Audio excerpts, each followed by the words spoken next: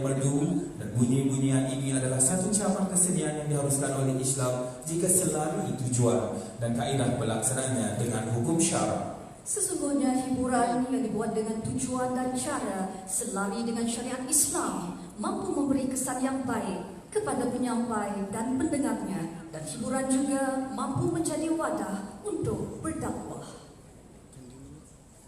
Baiklah, sebelum kita mulakan pertandingan pada malam ini, sebagai makluman serta panduan, sebanyak 13 kumpulan yang bakal berentak pada malam ini. 5 buah kumpulan akan berentak untuk kategori tradisi dan 8 kumpulan akan berentak untuk kategori moden. Dan kesemua 13 kumpulan ini bakal dinilai dan dihakimi oleh barisan jemaah hakim yang telah dilantik dan dipertanggungjawabkan, dan mereka terdiri daripada Ustaz Haji Ahmad Soekarno bin Saini selaku pengurusi jemaah hakim, Yang Berbahagia Dr. Kamil bin Salim, Yang Berbahagia Dato' Haji Ismawi bin Due, Encik Allah bin Ahmad, Encik Hafiz bin Askia, Encik Saiful bin Hamdan, Encik Azhar bin Julaihi, Puan Junsi Abdullah, dan serta dibantu oleh Fadil Ustaz Haji Hazim bin Syakir bin Said, Ustaz Ahmad Zabri Shah bin Muhammad Jeman, Encik Awang Zulkarnain bin Awang Abu Bakar, dan Encik Wan Muhammad Faizuddin bin Indra. dan semua hakim-hakim kita bersedia dan kita mulakan untuk kategori tradisi. Untuk makluman, bagi kategori tradisi, irama dan alunan muziknya berunsur ala padang pasir, irama Arab, dan ianya dimasukkan juga teranum seperti bayati, Hijaz dan sebagainya. Di kenamaan hadirin hadirin sekalian, dengan mengkategori pertandingan pada ini kita mulakan dengan kategori tradisi. Dijemput kumpulan yang pertama iaitu kumpulan Zahra.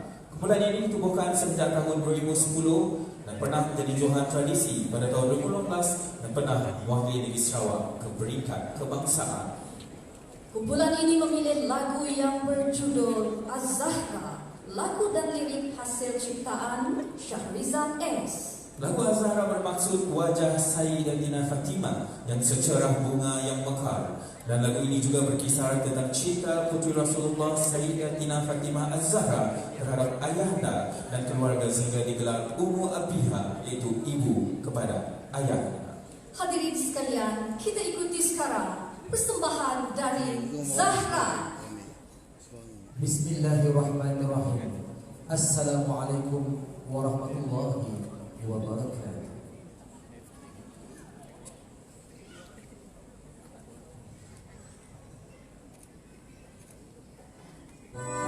Salatu qalbi qawiyyun ma'ruziyya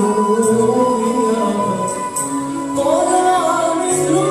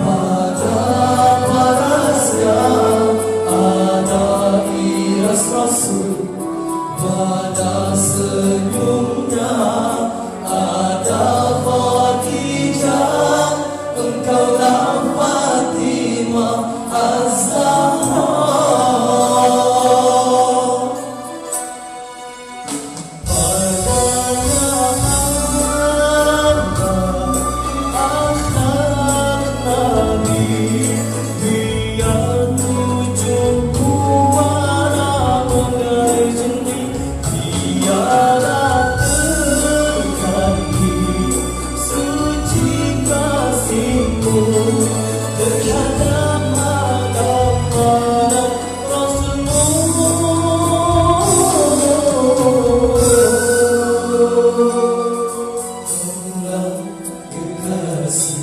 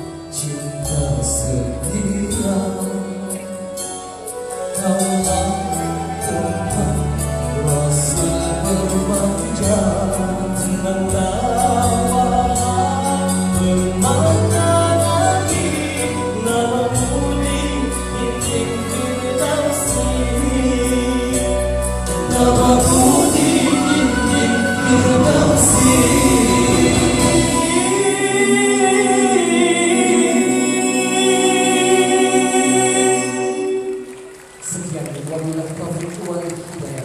Wassalamualaikum warahmatullahi